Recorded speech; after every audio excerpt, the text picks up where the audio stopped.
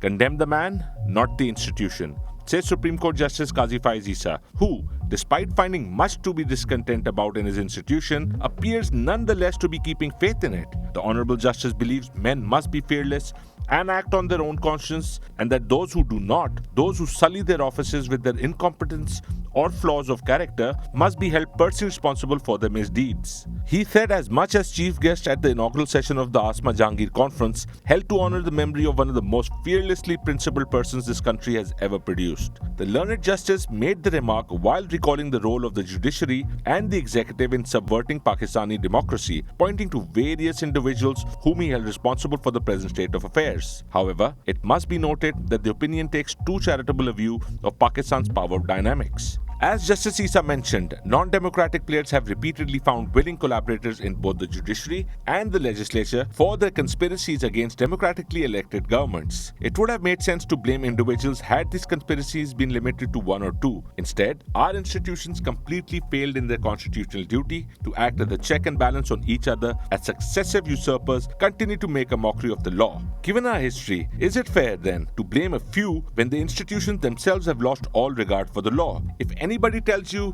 they are under pressure, they are not true to their oath of office. Justice Issa said at the event, "If you can't handle the heat in the kitchen, get out." The Honorable Justice is respectfully asked how many have done so and how many more have not. "History will remember you" is an empty warning for those willing to rip up the very foundations of the state for the ill-conceived experiments. The citizenry forced to spectate powerlessly each time a new individual dictates their fate can do little more than curse and point fingers at the institution which enables them. Is it unfair to ask them to be more charitable when the institutions should apologize first for the many harms they have already committed? In the past few years, Justice Issa has been a lonely crusader fighting the normalization of expediency when dealing with violations of the law. He has been slandered and maligned relentlessly for his unwillingness to yield. The respected justice has shown himself to be a bigger person if he is willing to excuse the complicity of state institutions in the long-running campaign to smear and punish him for embarrassing the men who consider themselves above any institution or the law. He should not expect the public to be as forgiving.